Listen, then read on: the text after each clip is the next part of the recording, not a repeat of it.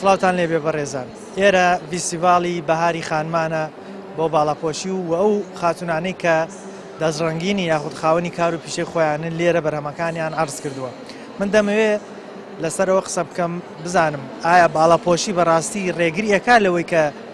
ئافرەتی کورد خاوەنی کار و پیشەی خۆی بێ؟ ئەو جلوبەرگە کوردی ڕەسەنەی کە هەمان بووە جلوبەرگی کوردی تا چەند لەگەڵ ئەو حیجاب و باڵاپۆشەی کە لە ئاینی پیرۆزی ئیسلامە داواکرێت یەکەگرێتەوە. لەگەڵ مابن من بەشێک لەو خانوە باڵاپۆشانە دوێن ئێوەش بینەری بەرنامەکەمان بن فەرموو.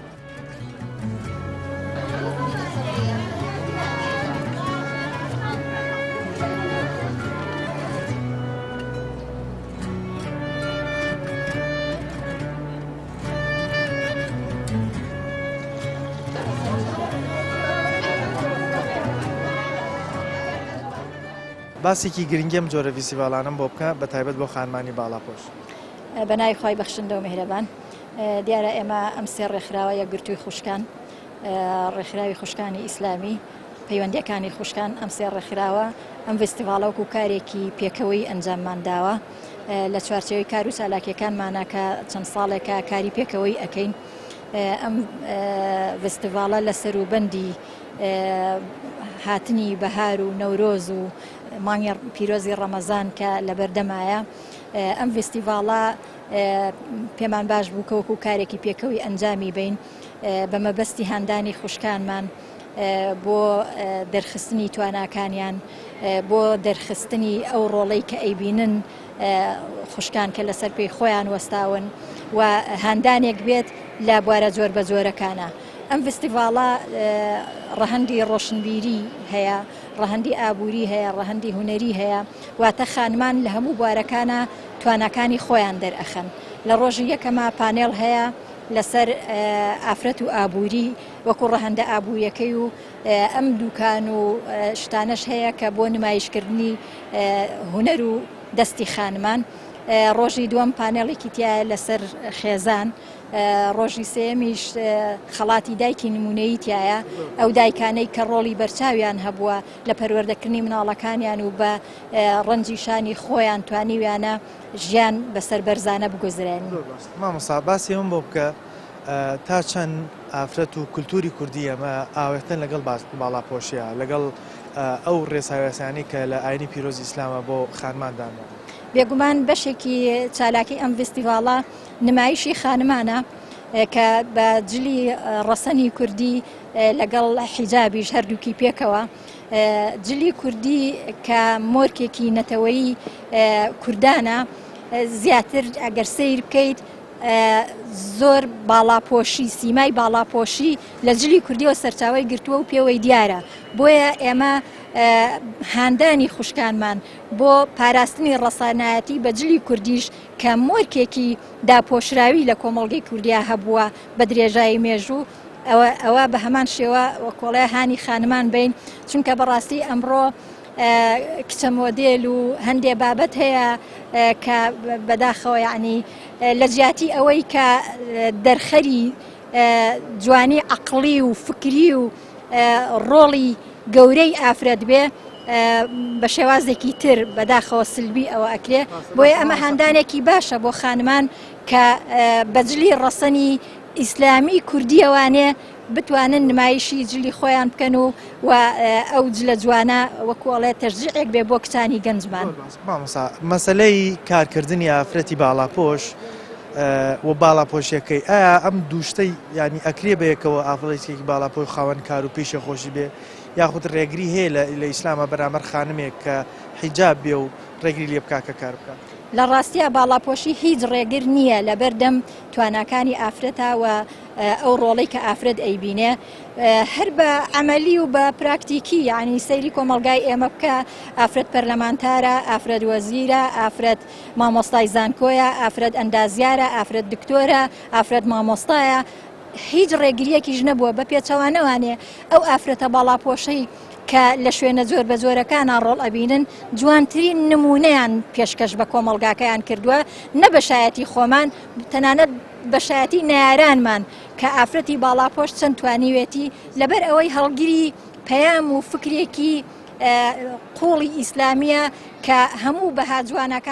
جوانەکان تایە کۆ بۆتەوانێ ڕنگدانەوەی دەرەوەی کە بەهایەکی جوانی ئیسلامیە ناوەشی بە هەمان شێوە ئەمە دەرخەری ئەوەیە کە فعلا ئافرەتی کوڕ ڕەسەنایەتی هەیە و جلی باڵاپۆشی سیمای ڕەسەنایەتی کووردە. مامۆستا گرنگیان فیستیڤالە چییە بە تایبەت بۆ خانمانی باڵاپۆش کە هەندێکیان ئێستا خاوەن پیشە و کاری خۆیان؟ وڵا دیارە ئەم فستیڤالە چالاکێکی نەوعیە بۆ ئەم کاتە هەم وەرزەکەی وەرزی هاتنە پێشەوەی وەرزی بەهارە نزیکی مانگی ڕەمەزانە خەڵق ئامادەکاریەکات. بە قەناعەتی من دروستکردنی پێشەنگای ئەوە کارێکی زۆر جوانە و کاریگەری هەیە بۆ ناساندنی هەم جلوبەرگی کوردی هەم جلوبەرگی باڵاپۆشی لەناو ئافرەتانە زیاتر ڕەواجی پێ بدرێت. جلوبەرگ و پۆشاکی کوردی جلێکی زۆر جوانە بە قەناعەتی من زۆر نزیکە لە پۆشاکی شەرعیەوانە کە پێڵێن باڵاپۆشی ناومان ناوە باڵاپۆشی جلێک بە کە سەرجەم جەستە داپۆشێ و مەرجەکانی کە خوای پەروەردگار دایناوە بۆ پۆشاکی ئافرەتی بێت. هەم لە جلوبەرگی کوردیشا بەردەستابیان هەر جلوبەرگێکی ڕسمی کە کاتی داوام و ئیشکردنە گرنگەوەی مەرجەکانی تیابێت کە خوای پەروەردگار دایناوە بۆ جلوبەرگی ئافرەتان. مامۆستا بینیمانە لە پێشووتر هەندێک جار جلوبەرگی کوردی لە ڕەسەنایەتی خۆی دەرچووە و جۆرە لە جۆرەکان بانسیمای باڵاپۆشیشی لەدەستدا بوو. ئەم جۆرە فیستیڤالانە چۆن نەتوان وا بکەن ئەو ڕەسەنایەتیە کوردیە ئیسلامیانە بگەڕێتەوە بۆ جلوبەرگی کوردی؟ بە قەناعەتی منم جۆرە فستیڤالانە کاریگەری ئەویان هەیە ڕەسەنایەتی بۆ جلی کوردی بگەڕنەوە. جلی کوردی کۆمەڵی پۆشاکی دیاریکراو بوو بەو شێوازە بوو کچیبی مۆدێلێنی بیکەی بە جلوبەرگێکە لەگەڵ مۆدیلاتی ئەمڕۆیە کە جلوبەرگێکە سەرجەم جەستەدا ناپۆشە بەڕاستیەوە ڕەسەنایەتی خۆی و جلە کەلتوریەکە خۆت لەدەست ئەدات. لەبەرەوە بە قەناعەتی من زۆر گرنگە کە تۆ بتوانیت ئەو ڕەسەنایەتی بۆ جلی کوردی بگەڕێتەوە و زیاتر ئەو سیمایی جلی کوردی دەرخەی کە مەرجە شەرعیەکانی تیا. مامۆستا مەسەلەی باڵاپۆشی ئایا خانمی باڵاپۆش هیچ ڕێگریەک هەیە لە بەردەمیان کە خاوەنکاری خۆی نەبێ یاخود ئاینی پیرۆزی ئیسلام ڕێگری کردو لەوەی خانمێکی باڵاپۆش و حیجاب کار و پیشەی خۆی؟ نەخێر بە پێچەوانەوە خۆی هەر جلوبەرگی شەرعی ڕەمزە بۆ ئەوەی کە ئافرەت بتوانێت بە ئارەستانی بە مامەڵەیەکی ساکار و ئاسان کە لەناو کۆمەڵگایە بە ئاسوودەیی و ئارامی بتوانێت جموجوڵی خۆی کار و پیشەی خۆی ممارەسە بکات لەناو کۆمەڵگایە بۆی سەیری بکرێ وەکو کەسایەتی خۆی وەکو توانە و لێهاتوویەکانی نەک وەکو جەستە و جوانی و ڕازاوەیەکەی. بە قەناعەتی من خوای پەروەردگار ئەم جلەی بۆ ئەوە داناوە بۆی کە بتوانێت ئاسوودە بێتیایە لەژێر زەختی و کاریگەری لایەنە دەرونیەکەی ئەوەی چۆن دەرەکەوێت خەڵق چۆنی ئەبینن لەژێر ئەو زەختە دەرچێ بەڵکو چی ئەکاتەوە چۆن نەتوانێت چۆن ممارەسەی توانا و لێهاتوویەکانی خۆی بە شێوازێکی جوان ئەدا ئەکا. ئەمە گرنگە جلوبەرگی داپۆشرا و ئەو حاڵەتە بۆ ئافرەت ئەو ئاسوودەی و ئارامیە بۆ ئافرەت بەرجەستە ئەکات کە بتوانێت ممارەسەی هەموو کار و پیشەی بکات بەبێ ئەوەی هیچ جۆرە ناڕەحەتیەکیان با بڵێن ئەزێدانێک مامەڵەیەکی ناتەندروستی لەگەڵ کرێ کاتێک ئەو دەرەکەوێت وەکو توانە لێهاتوویەکانی دوور لەوەی کە بیر لەوە بکرێتەوە چی لەژێرەوە چ جۆرە بڵێن جوانیەکی تا ڕازاوەیەکی تیا شاراوەتەوە ئەوە زۆر مامەڵەیەکی تەندروسترە ئەو جلوبەرگە ئەوەی بۆ دابینەکە خوای پەروەردگار لە ئاەتەکانی شاوا ئاماژەی پێیات کە خۆداپۆشین بۆی کە ئیسراحەتتر بی بۆی کە ذلك ئەزکا لەکم یان لە شوێنی کە فەرمێ ئەطهەروا لقلوبکم یان بۆ دڵتان ئارامترەوە ئاسوودەترە هەم بۆ پاکڕاگرتنتان بۆ پاکڕاگرتنی کۆمەڵگاش ئەو جلوبەرگە حشمەت و با بڵێن ئاسانکاریەکە بۆ ئافرەت کە بتوانێت ئاسوودە بێت. گرنگی ئەم جۆرە فیستیڤالانە بە تایبەت بۆ خانمانی باڵاپۆش لە چی لایە؟ بەڵێ وەڵا ئەمە خۆی لە خۆیان گرنگیەکی زۆری هەیە و هەر سێ ڕێکخراوەکە پێی هەستاوین بۆ هەم بە بازارکردن و ئەو بەرهەمانەی کەوا خاتونانێک لە ماڵەوە دەستێکی باشن بۆ ئابووری خێزانەکانیان پاڵپشتێکی باشن لێرەیە هەم ناساندنی بەرهەمەکانیان لەم پێشانگایە کە 3 ڕۆژە خایەنێ و هەروەها هەم بە بازارکردنی کاڵاکانیانە و لە میانەی فستیڤالەکەیە چەندین چالاکی جۆر بە جۆرمان هەیە یەکێک لەوانە چالاکە معریفێک ڕۆشنبیریەکانەکەوا لە بەگرتنی پانێڵ خۆیە بینێتەوە پانێڵەکان لەلایەن چەند بەڕێزێکەوە پێشکەشەکرێ باز لە تۆکمەکردنی خێزان و هەروەها گەڕانەوە بۆ ڕەسەنایەتی و ئەو پایانەی کەوا ئەتوانێت پایەی خێزانێکی تۆکمە بێ لە پانێڵەکان باسی لێ ئەکرێەوە هەروەها چۆن ئافرەت ببێتە پاڵپشتێکی ئابووری تۆکمە بۆ خێزانەکەی بە تەندروستی و چەندین هینی ترمان هەیە چالاکی ترمان هەیە یەکی تر لەوانە گەڕانەوەیە بۆ ڕەسەنایەتی جلوبەرگی کوردی کە هەر ئەو جلوبەرگی ڕەسەنەی کورد ئەگەر بەراوردی کەین حیجابێکی جوانە ئەگەر تێک نەدرێ بەڵام بەداخەوە لەلایەن ئەو دیزاینەر و شتەوە هەنێکیانەوە تێک درابوو کە ئێستا ئەلحەمدولیلا گەڕاونەتەوە بۆ ئەو ڕەسەناتی و ئێمە ژەمانەوێ وەکو ڕەواجدانێ بەوە هەروەها هەم بە بەرگی ئیسلامی حیجاب بۆیە چالاکیەکیشمان هەیە چالاکی جلوبەرگی کوردی و هەروەها حیجاب و جلی شەرعی. مامۆستا گرنگی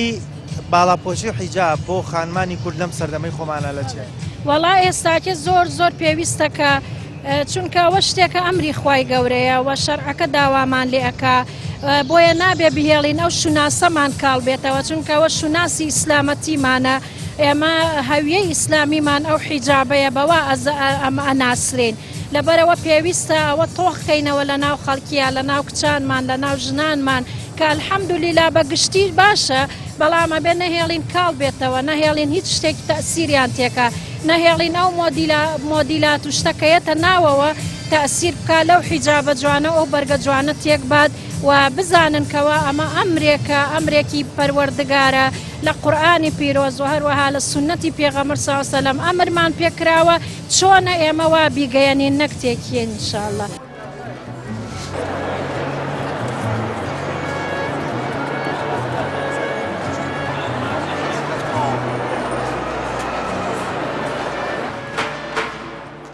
ڕاستەکەی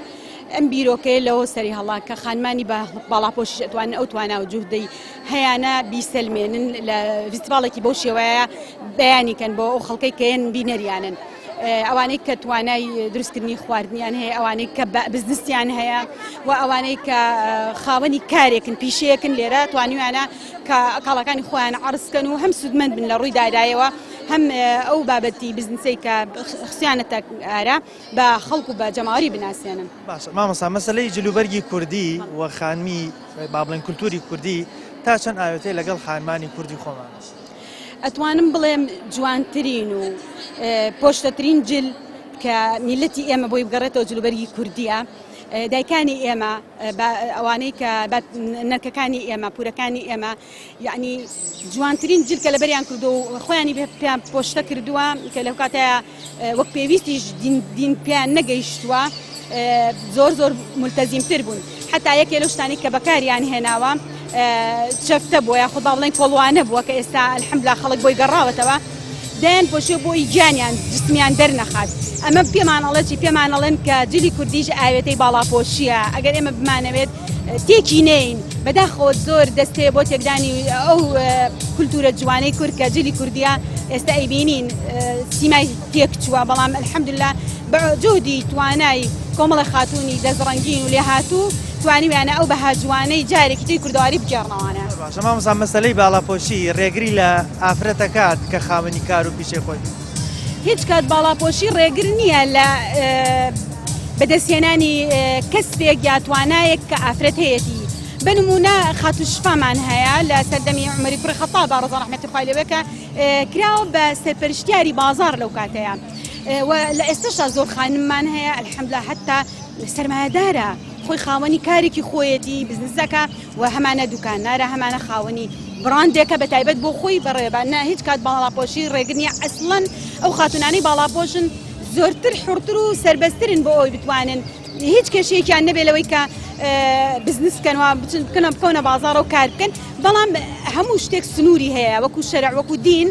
ئێمە گرنگ ئەوەی ئەو سنوورانی شەرع بۆی داناوین نەی بەزێنین ئەگینە هیچ کات ڕێگر نییە بگرە سەربەرزیشین پێی. جەنابتان وەکو نەخۆشخانەی بەخشین بەشدار بوون لێرە ئامانجتان لە بەشداریکردن لە فیستیڤاڵی بەهاری خانمان چی؟ ئامانجمان لە بەشداریکردنمان لەم فیستیڤاڵەدا بەرەو پێشوونی نەخۆشخانەکەمانە و بە خۆشحاڵی و بەشداریمان لە فیستیڤاڵی بەهاری خانماندا کردووە و بە چەند خزمەتگوزاریەک بەشداریمان کردو لێرەدا وەکو پشکنینی خوێن کە لە سەدادا بۆ سەرجەم فەحسە تاقیگەیەکان کراوە پشکنینی جۆری خوێن لێرەدا بە فریە و هایدرۆفەیشەڵیش لێرەدا ئەنجامەدرێت لە سا 75 دیسکاونتی بۆ کراوە و پشکنینی چاویشمان هەیە کە هەر لێرەدا هەر بە فریە و پشکنینی ڕێژەی شەکرا و گرتنی زەخت ئەوانش هەر هەمووی فرین و لێرەدا ئێمە ئامانجمان بە گەیاندنی خزمەتگوزاریەکە بە فری بە کۆمەڵگەکەمان. واتە نەخۆشخانەی بەخشین لێرە ئەو شیکاریانی کەوتت زۆربەی یاداشکانی بۆ کردو هەندێکی بێ بەرامبەر بەڵێ زۆربەی بێبەرامبەرە و ئەوانەیشی کە ئەنجامەدرێت لە 150 خود لە ساددا یا بۆ 20 داشکاندنی بۆ کراوە لێرەدا. وەکو خاتونێکی باڵاپۆش باسێوم بۆ بکە ئایا باڵاپۆشەکەی تۆ و خانمان بەگشتی ڕێگریەکە لەوەی خاتون ئیش بکە و کار بکە خاوەنی کار و پیشەی خۆی. باڵاپۆشی هیچ ڕێگر نییە لە بەرەو پێشچوونی خانم بۆ ئیشکردن بێ بۆ لە ناو کۆمەڵگە بێت لە ناو خەزنە خۆشخانەکان نابێت تەنها بەو ڕێکارە جوانەی کە لە کۆنەوە هاتووە باڵاپۆشی بەڕێوە بچێت زۆر جوانە. وەڵا بەڕێژێکی زۆر گرنگە چونکە گرنگیەکەی تەنها لە چیا زیاتر خۆی بینیوەتەوە هەنێ کەس هەن دەزڕەنگینن هەنێ خانم هەن توانای ئیشکردنی زۆر باشیان هەیە بەڵام نەئەتوانن پەیجێک بەڕێوە بەرن ناتوانن ئەوە دوکانێک بگرن کری دوکان بن لە شوێنێکە دوکانێکیان دەستکەوێت ئەمانە هەمووی هۆکارن بۆ ئەوی کە نەتوانن کارەکانیان دەربخەن بەڵام بوونی جۆرەها پێشانگای لەمش هاوشێوەی ئەم و لەم پێشانگایانە ئەوەیە سوودی ئەوان کە لێرە ئەتوان بەرهەمەکانیان بخەنە بەرچاو و ئەتوانن ئەو ئیشانی کە کردویانە لێرە ئەرزی بکەن و قازانجێکی باشی لێ بکەن. تۆکو خاتونێکی باڵاپۆش کە خاوەنکاری ئایا باڵاپۆشەکەت ڕێگری کردو لەوەی تۆ نەتوانی شەکان بەڕێوەبەر یا خاوەنی کاری سەر بەخۆ خۆت؟ نا بەعکسەوە هیچ ڕێگریەکی نەکردووە بگرێت زۆر سوودی زیاتری هەبوو بۆ من کە باڵاپۆشم لەوەی کە سافیرە بم و ئیشکەم. چۆن ینی لە هەنێ شوێن هەیە کە ئەڕووی داوای ئیشیان لەکەی سافیرە وەرەگرن یان مەرجیان هەیە بێ پانتۆڵەکەی وابێ بلوستەکەی وابێ بەڵام من بم باڵاپۆشی خۆم شانازی ئەەکەم کە لەو شوێنەش ئیشم دەست نەکەوتووە بەڵام توانیمە ئیشێ بکەم لە ئەو باشتر و قازانجی باشتر. مەسەلەی جلوبەرگی کوردی خۆش دەبێم جلوبەرگی کوردی لەبەرە تا چەند لەگەڵ باڵاپۆشی و حیجابی ئیسلامیە یەکە گرێتەوە ئاوێتەی جلوبەرگی کوردی. من هەستەکەم تاواکەری یەکتر بن. بۆ چونکە جلوبەرگی کوردی لە ڕەسەنی کوردایەتی خۆمان نەکەوەی کە هەنێک کەس شێوان دوێتی ئێستا ڕەسەنی کوردەواری خۆمان جلوبەرگێکی پۆشتە و فش و گەورە و ئەوە بووە یعنی هاوتەری بە لەگەڵ باڵاپۆشیە بەڵام بە شێوازی خۆی. ئێستا ئەو جلوبەرگە کوردیە کۆنانە کە لە ڕسم دەیبینین هیچ جلێکی تیا نابینی کە کورد بێیان تەنگ بێ خراپیان شتێکی ناشەڕی تێدا نییە بەس وەکو تۆڵێ هەندێک جار لێر تێک دراوە بەس ڕەسەنایەتی ئەسڵیەکە ڕێک ئەوەیە کە ئیسلام داوە. بەتاکیت لەبەرەوەی ئەو جلە گەورە و پان و پۆڕ و کوردەواری ئەو کاتە هاوتەری بە لەگەڵ ئەو باڵاپۆشەی کە ئاکرێت. وەکو خاتونێکی باڵاپۆش باسێوم بۆ بکە جلوبەرگی کوردی ڕەسەنی ئێمە تا چەند لەگەڵ ئەو حیجابەی کە ئیسلام داوایەکە ئەو باڵاپۆشی ئیسلام داوایەکە یەکە گرێتەوە. بەڵێ دیارە بەپێی بیرروڕاو بۆچوونی زانایان اختلافێکی زۆری لەسەر حیجاب و داپۆشین و ئەمانە بەڵام ئەکرێ شخصی خۆم بڵێم نێوەنگیریم کردووە هەم جلە کوردیەکەیە هەم لایانی پۆشتەیەکەیەتی سەردەمی زوو پێش ئیسلام کورد هەر هەبووە جلی کوردی هەبووە بەڵام کە ئیسلام هاتووە ئێمە پێویستەکە لە چکێک لەگەڵ جلە کوردیەکە بکەین من بەهۆی ئەوەوە هەردووکیانم تێکەڵ کردووە بە خۆشحاڵیەوە زۆر کەس کە کرێ بڵم لایانی ئەلمانیە زۆر بە تێڕوانی نوێکی جوان ئەڕوانێتە من کە ئەڵێ ئەو نە جوانکاریت کردووە لە جلە کوردیەکەیە هەم لەگەڵ حیجابەکە زۆر یعنی تەنسیقە هەیشە ئەڵێ من لە بۆ ڕۆژی زەواج و مارەکردن و ئەم شتانە لە چکم لا بردووە لەبەرەوەی لەگەڵ جلی کوردیان ناگونجێ یاخۆت لەگەڵ جلوبەرگی تری ئەو بۆنەیە ناگونجێ بەڵام کە تۆ ئەبینم بەم شێوازە ئەنی تەرتیبیەکەیت هانی منت داوە کە منیش بتوانم شتێکی وا بکەم. سەلاشە ساغ بێ باسێوم بۆ بکە جەناب دەبین هەندێک کارت داناوە باڵاپۆشیەکەت ڕێگری کردووە لەوەی تۆ کارەکەت بەرەو پێشەوە بەری یاخود کێشەی بۆ دروست کردی؟ ئەکرێ بڵێن بەپێی شوێن ئەگۆڕێ بەڵام سپاس بخوا لەمەوەی ئەم 4-5 ساڵا کە من دەستم یاوەتە بەشداریکردن لە پێشەنگا و فیستیڤاڵەکانەوە بەڕێوەبەری گروپێکی کاری دەستی خانمانم کە 6 خانمیتیایە زیاتر ناسراوین زیاتر ئەکرێ بڵێم ڕێزێکی زۆر زیاترمان لە گیراوە بە حکمەوەی هەڵس و کەوت و کەسایەتی تۆ ئەناسن ئەزانن تۆ لە چ بوارێکا کارەکەیت و ئیشەکەت پێشکەوتووە لە هەمان کاتیشا حیجابیت بە خۆشحاڵیەوە سپاس بخوا ڕێزێکی زیاترمان لە گیراوە. فیستیڤاڵی ساڵانە شتێکی زۆر باشە بە تایبەت ئێستا لەم کاتەیە کە فیستیڤاڵی بەهارە و ناوی خۆی بە خۆی چکە ئەشیەکانیشمان نەبووی ئەو شتومەکانی کە لە هەموو دوکانەکانە دانراون هەمووی تایبەتە بە فەسلی بەهار وەکو پۆشینی جلوبەرگەکان ئەو لەچکانی کە بۆ سەرجەری کوردی ئەبن ئەو موتوبور و حتوە کوشتانی کە بۆ سەرجەری کوردی ئەبن جانتاکان بە شێوازەکان هەمویان بە ئام دیزاین کراون هەر بۆ سەرجەری کوردی پێم وابێ شتێکی زۆر زۆر باشە خۆ ئەگەر زووتر بکرێ باشترە بۆی زیاتر خەڵکەکە پێویستی بەڵە پێویستەکانی خوانی پێجێبەجێ بکەن. تۆکو خاتونێک ئەزانی جلوبەرگی کوردی ڕستەنی کوردی تا چەند لەگەڵ ئەو حیجاب و باڵاپۆشەی کە ئیسلام داوایەکە یەکە گرێتەوە ئەبین خۆشە جلوبەرگی کوردی لەبەرایە جلوبەرگی کوردی لەگەڵ باڵاپۆشە ئاوێتە یەکترن چێڵێ لەسەر جلی کوردی جنێکی ڕەسەنایەتی کوردیە خۆ گەربێت و هەر بەو شێوە ڕەسەنایەتی خۆی بمێنێتەوە هەر بۆ شێوە فۆلکلۆری کە دایک و کەسەکانی پێشووترمان بەکارێنێناو بۆ شێوازە بکرێ بە تاکی داپۆشراوێکی زۆر زۆر گونجاوە زۆر ڕێک و پێکە ئەگەر لە چوارچێوەی بەشە شەرعەکەیا بێ تەنگ نەبێ ڕوود نەبێ بەو شێوازە بێ کە خۆیەتی بەو شێوازی خۆی بە زۆر وەکو خانمێکی باڵاپۆش ئایا باڵاپۆشی ڕێگریەکە لەوەی خاتونێک ببێتە خاوەنکاری خۆی یاخود کارەکەی بەرەو پێشەوە بەرەو گەورەی بکات هیچ کات من خۆم لە مناڵیەوە کە باڵاپۆشم سپاسی خواکەم و چەندین کاری پیشەیشم هەبووە کچەکەم بە هەمان شێوە دەوروبەرەکەم بە هەمان شێوە هیچ کات نەمبینیوە باڵاپۆشی ببێتە ڕێگر لە ئاستی ئەوەی کە ئافرەتێک خاوەنی کاری خۆی بێ پرۆژەی خۆی بێ ئایا لەسەر گیرفان و داهاتی خۆی بێ یەخود لەگەڵ کەسێکی ترا ئیشکە بگرە شانازیترە سەربەرزترە و زۆر زۆر مرتاحیشی چونکە بە شێوازێکی زۆر باشتر سێریش ئەکرێ لە شوێنانە لە ڕووی جێسی قەبوونەوە لە ڕووی داپۆشراوە لە ڕووی ئەمنیەتی ئیشەکەتەوە زۆر مرتاحتر و سەربەرزتری کاتێکیش کە ئیشەکەی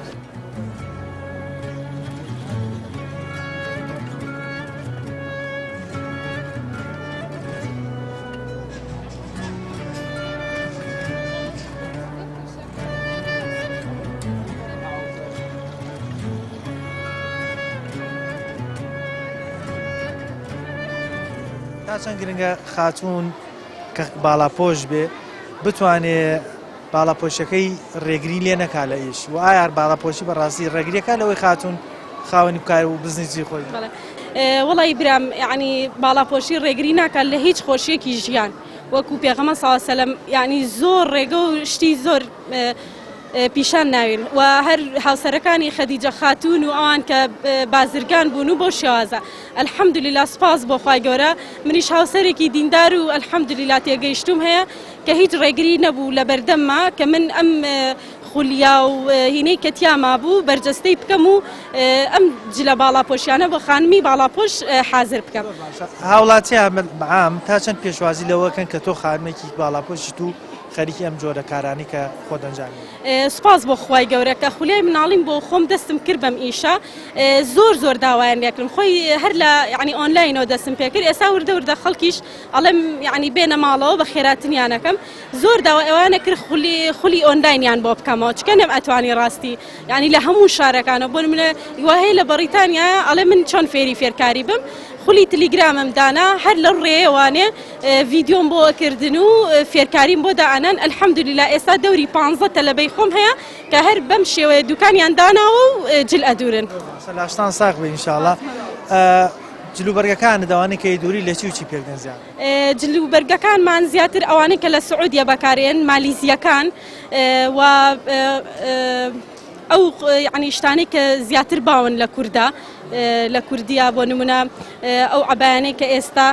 هێناومانەتە ئێرە عەبای سەرشان و ئەمانە بە خەڵکمان ناساندووە و بەو شێوازەیە ئەمانەی کە لێرن خۆت ئەیاندۆری بەڵام قوماشەکەی وەڵاهی ئێستا ئەلحەمدولیلا ئیشەکەم چونکە گەورە بووە ناتوانم بە تەنها بیدورم 8 خانمی تریشم لەسەر ئیش داناوە کە یارمەتیم بن ینی هەلی کارت بۆ نزیکەی 8 خانمی تریش دابین بەڵێ هەلی کار بۆ 8 خانمی تر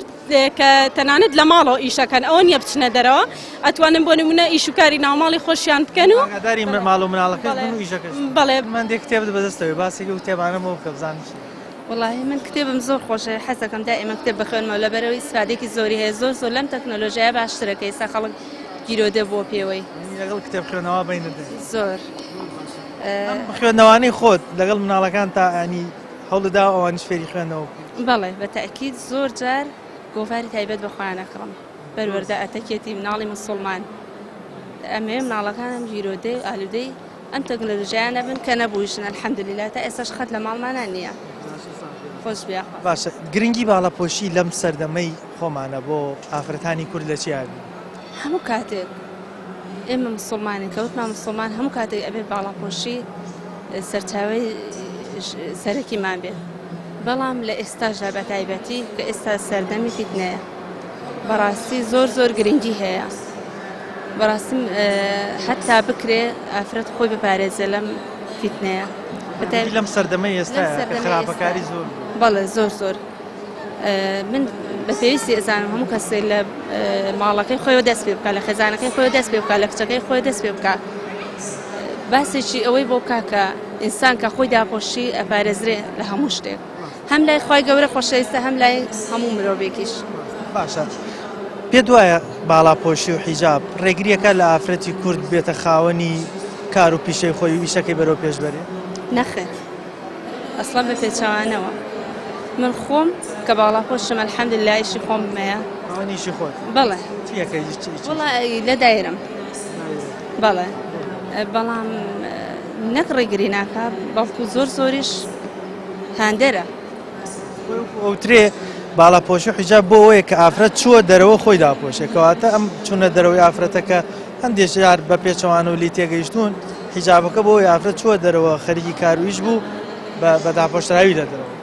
بەڵ تەبعاً بە داپۆشراوی ئەپارێزرێ لە هەموو شتێکی خراپ ئەسڵان تۆ کە ئەچی لە شوێنێک شتێکە کڕێ کە سەری دانەپۆشراوی ئەسڵان هەر قەیز نابێشی خۆی بیشی کڕێ اینجا چ جای ئافرەت سەلام عەلەیکم وعليكم السلام ولا باشا ئەو بۆچی هاتم وێرە ولا بۆ نمایشکردن جلوبەرگەکانیشتان ماشەڵڵا زۆر جوانە هەر بژین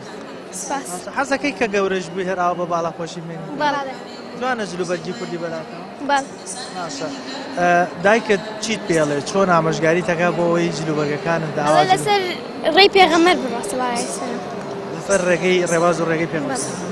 تۆ چۆنی ماشی خۆشوی ئەم جلوبەرگانە کێ بۆی کڕی دایکم و باوکم کەی جلەکانی بۆ کردی یعنی دوسێ ڕۆژە بێت جلەکان ماشەڵڵا زۆر جوان لە پۆلی چەندی تۆ سپاس شەش بژی جا چاوەڕێەکەین دەرەجەیەکی باشیش بێنی وعدمان پێدەی دەرەجەکان تۆ چۆنی من باشە باشی ناو چییە سیدرا سیدراخان ئەم جلانی کێ بۆی کردی